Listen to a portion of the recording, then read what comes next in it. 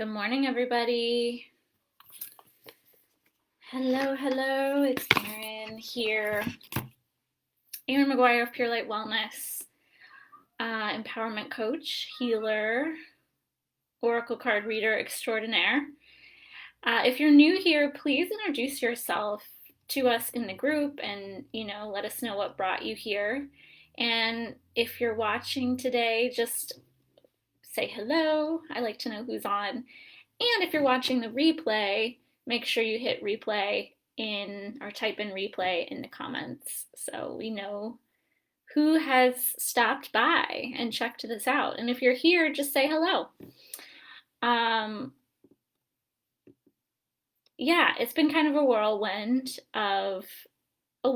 in a different way, not in a busy way, more a whirlwind in a I have no idea what day it is. Just have been kind of checked out a little bit, which we all need from time to time, by the way. So I wasn't here last week because my body was telling me I really needed to take time off from everything. And I still feel like that I need that. Hi, Kristen. Thanks for being here. I'm still feeling like I need that time, so I'm really trying to honor what exhaustion has been teaching me. So for those of you that don't know, I did get a lot of blood work done. I do have some hormonal imbalances going on, so that's, the medical cause for the exhaustion. But in my work, there's always an energetic cause as well. And I didn't really want to look at that for a while, but when I finally did, Rizzo, I understand you have a lot to say. Can you stop now? Hi, Jane. Thanks for being here. Excuse my cat in the background. He likes to meow at about 10 a.m. It's like this thing he does. It's really annoying. So if anybody has a loud cat and has some strategies, I'd love to hear from you because he's the loudest cat I've ever heard. He can literally scream. It's crazy. Back to what I was talking about. I shared a little bit last week what the energetic message behind my exhaustion was, and I feel like it's unraveling even more in that I'm calling it the death of the doer, and I'll be writing a blog or something about that sooner or later. But just this part of me that constantly has to do. Even when I would take time off, I'd be doing something, even if I was laying in bed because I didn't feel well, I'd bring my computer in and work. Or I'd bring, some sort of thing that I'm learning in the moment and be reading that. And that's still doing. And there's nothing wrong with doing, right? We have to do. We live in a world, we've got to do things, But where it becomes an issue is if that's like your only mode of go. You're always in go mode and you're never giving yourself the time to switch off. And again, you might be laying in bed, you might be relaxing, but what have you switched your mind off? And that's been a huge thing for me. I've been working on that for years. I'm a very creative person, a very visual person, a very innovative thinker. And so I constantly have ideas flushing in through my mind, and I'm always like working something out up there.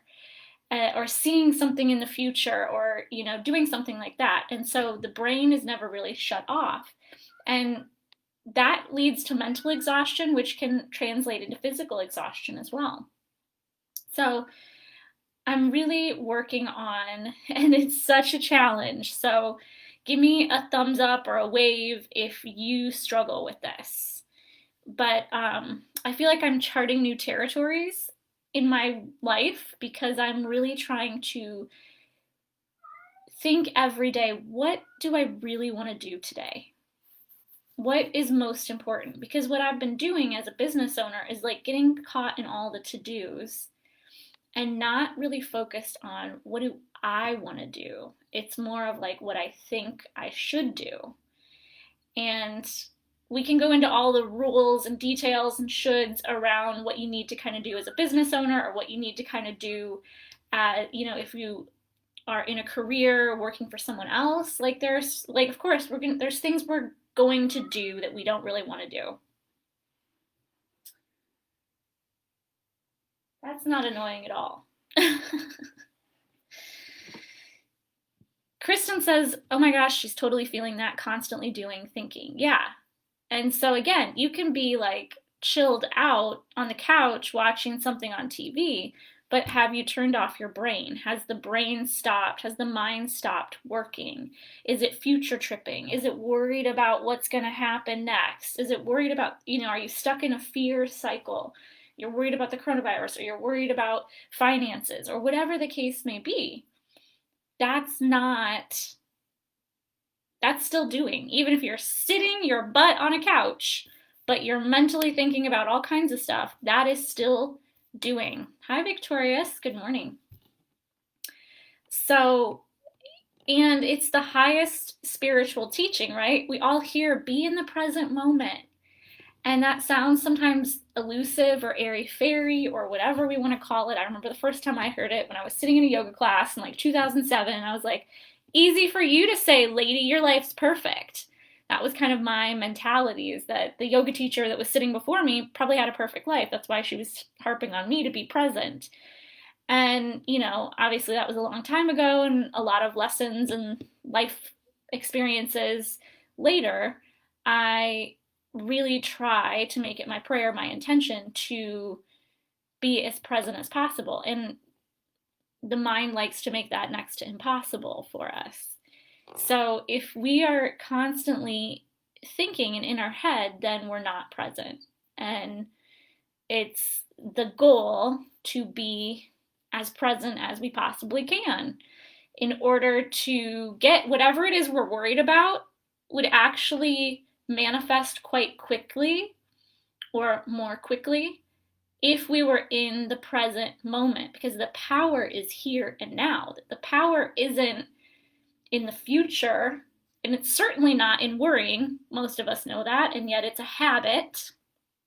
Worrying or fear is a habit that you've trained yourself to do, and you have to untrain yourself. And some of us have 30, 40, 50, 60 years of training ourselves to be anxious and worried and fearful.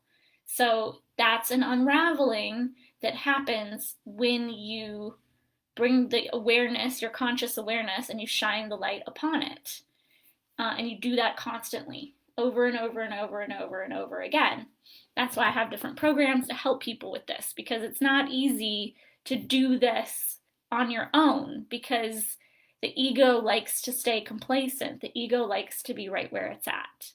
That's where we're safe. That's where the ego doesn't have to worry about death, and the ego is not the enemy either. So it's just, it's the bodyguard that's trying to protect you and keep you safe. And it thinks if we change too many things, we might die. So again, kind of going into many different topics here today, but it sounds like this might be resonating with people. And it's certainly where I'm at. This death of the doer, this death of the thinker, the overthinker. And it takes time. And in my case, sometimes I think, that spirit has to kind of lay me flat out in order to get this lesson. And I probably still won't get it. I'll probably come out of this funk. I'd say I'm at 70% myself. I'm not 100% yet. I'm still just trying to rest. I'm still trying to just be as often as possible. And I'm really trying, and I'm grateful that I have the ability to do this. I have a business that supports this way of living for me so that I can get these lessons fully, hopefully, and integrate them. And I have the time to do so. So I'm very grateful for that. I never, ever take that for granted, ever. But to wake up each day and to think, okay, so today there's one thing that I do have to do besides this. I had to be here, and there's one other thing that I have to do. So I'm telling myself, okay, you focus on that, and then nothing else. And then it's like, well, what else do I want to do today? And because the motivation and the energy levels for myself have been lower, a lot of what I want to do is kind of lay around, to be honest. And that's very not me. So I have to kind of, I'm just like, okay, just let yourself do it. But when we're doing that, when we're allowing ourselves to do the things that our higher self, our higher frequency self is asking, then we're more in, not more, then we are in alignment with that part of ourself. And that's when life starts to get way the fuck easier. It's just like, oh, okay, like, I've seen this happen time and time and time again where it's like I have this list of to do things and I'm trying to like push through and like fight myself, fight my own energy that's telling me go rest or go do this or like go write or be creative. And I'm fighting through because it's like I gotta get this to-do list done. And I'm looking at that, sorry, I got a little distracted there for a second. That happens. I got distracted by comments. I'm reading them or I'm seeing them, but I'm not having a second to get to them, but I will. I'm pushing through that to-do list, okay, and fighting with myself. And then the next day I tell myself, okay, just do what you feel or take a rest, take the rest of the day off and just rest. And then when I go, this has happened time and time again to me, when I go back to attack that to-do thing that I was trying earlier that was having, it just wasn't flowing right or whatever, all of a sudden it's just like, boom, it's easy. And so it's almost like when you're in resistance with what is, you are trying to float upstream. And it's not working. It's not working. You're trying to flow against the current of your own energy, and it's not working. So, Abraham Hicks says, get downstream. Turn yourself around and flow with the stream. It's like, okay, today I wasn't supposed to do that, clearly. What am I supposed to do? Rest? Okay, great. Or, be creative today, or write, or this, that, or the other. And a big part of myself that I've shut down, and I'll be talking about this in future YouTube videos, as well as it's a big part of my Empowered Women program. We just went through this part of the program a couple weeks ago where the women looked at their shadow self. And you really start to understand these parts of yourself that you've kind of denied and why you denied them. And then we go through and understand our ego as well. And it's really powerful to understand that. And what I've realized is I've denied my creative self. I'm very creative, but I've learned now to be creative in a business way. So it's like in this box where it's like I create YouTube videos and it's like these bullet points, or I write a blog and it's like this. But I used to be very flowy and like whimsical writing and like deep poetry and like super out there kind of things. And I've lost that. I don't know where that went. And so that's the part of me that wants to wake up again, because that's my true self. It's not all of me, but it's a part of me that wants to wake up again. So long story longer, it's just, it's about turning this off to the best of our ability, which takes work. I'm not going to lie to you. It's not like snap your fingers and turn your brain off. No, it's a habit. We've created a habit of being stuck in our head. We've created habits of worrying. We've created habits of being anxious. And it takes time to unravel those parts. And in my opinion, it's best done with support, with a group of people, with others doing like-minded work, because then you're not alone, you're not crazy, and you have somebody holding you accountable when those parts of you start resisting the work, because that happens. That 100% happens. I resist stuff all the time. Next week, I'll tell you a little bit more about what I'm working on today, and have been this whole week. And let me just tell you, I've been in a state of resistance. And I know I've been trying to take time off, but then this thing came up that I felt compelled to apply for. And resistance came up, and it always does. So I feel like I'm kind of going off track here, but let's read some of these comments. This is just, this is just a free flow of thoughts and thinking, but give me a thumbs up if it's resonating with you.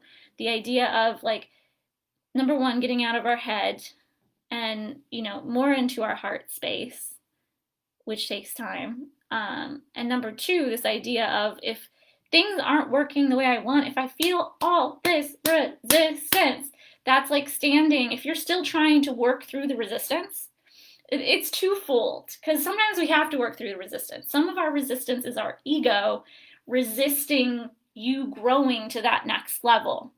And some of the resistance is we're not in flow, we're not in sync with our higher self, we're out of alignment.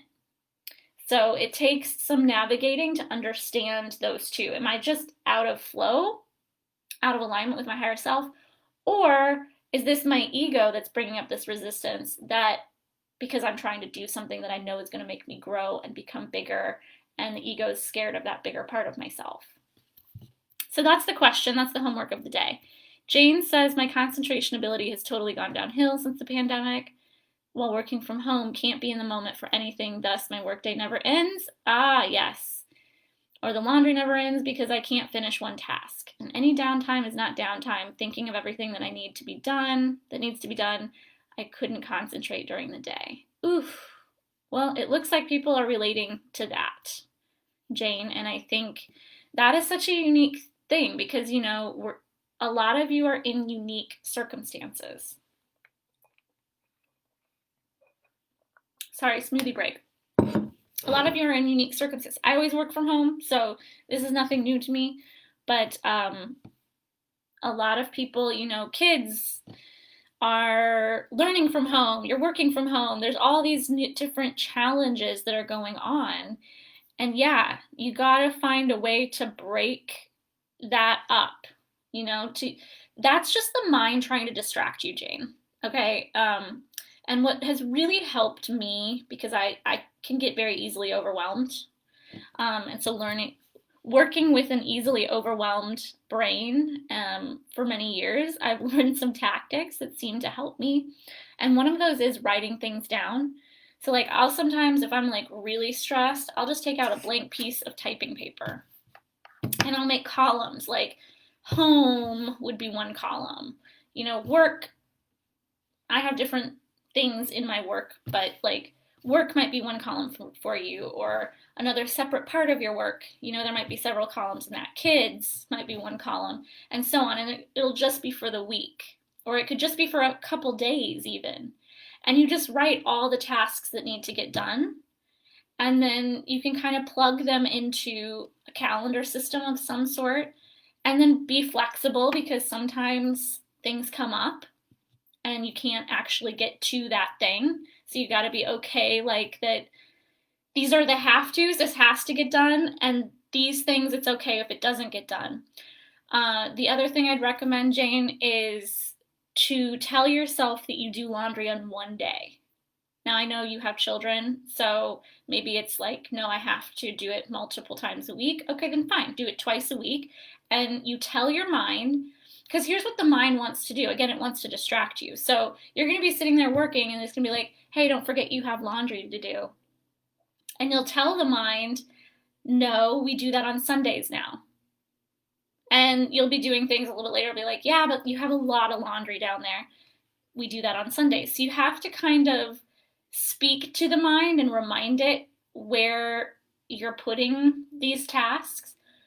And maybe that sounds a little crazy. Like, I talk to myself a lot. I was an only child, so maybe that's why. But that has really helped me. So give me a thumbs up if that helps you. I'm curious. Or just give it a try this week and see.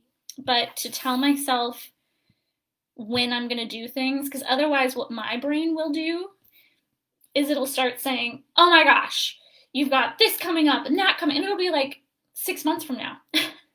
You have this coming up, you've got this, this. It's throwing all these things at me. And then I'm like, oh my gosh, and I go into complete overwhelm. So when I tell myself this month we're focused on this, and then if the mind's like, yeah, but what about alchemy? I'm like, okay, next month we're focused on that. You see what I mean? So it's going to constantly throw all the stuff at you. That's what anxiety is, by the way. People think we're out of control of the mind. No, you just let the mind be out of control. You're the master. You are the master. The observer self, the higher self, resides within you. Otherwise, how could I observe what I'm thinking? I'm observing myself thinking these thoughts, which means there must be somebody in there that's observing. Yes, it's called your higher self. It's observing what's going on. You are the master of your mind, so you have to keep putting it in its place. Nope, we're doing that day. Thank you. Thanks for the reminder, but I'm doing that day. Jane says, awesome. All right.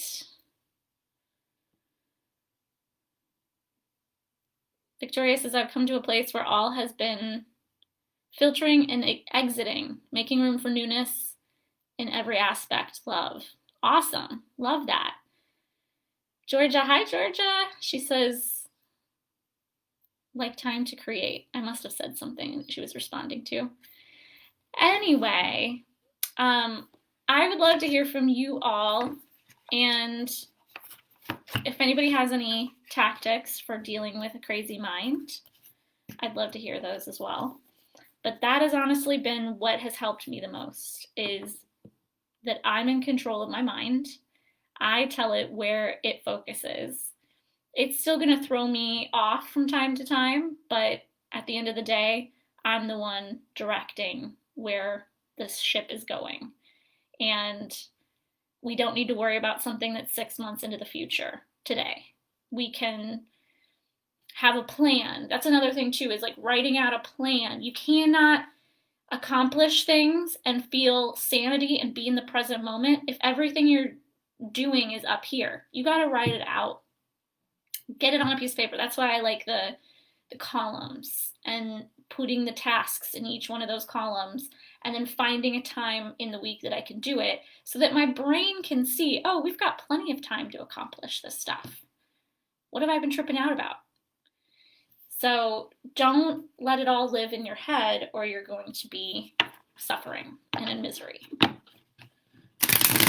All right, let's see what card wants to come through for the collective group today.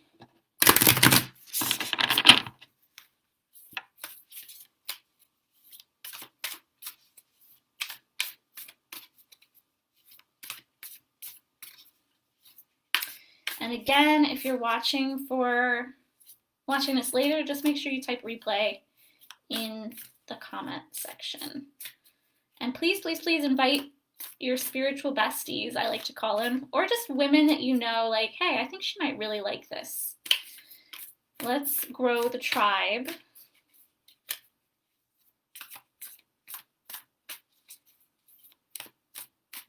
All right, let's see. Let's see what wants to come through.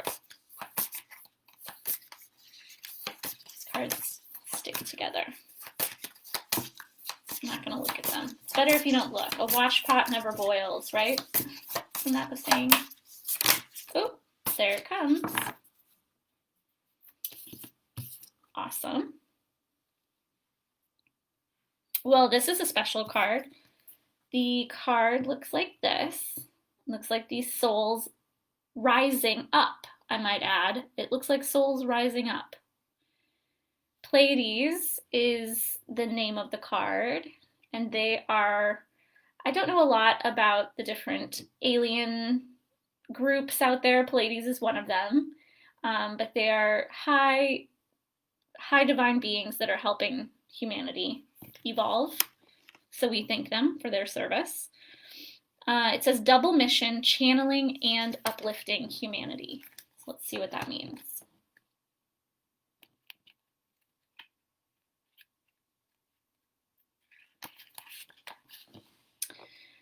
Pleiadians are a group of star beings dedicated to raising the vibration of the planet and sharing new consciousness through creations and technology.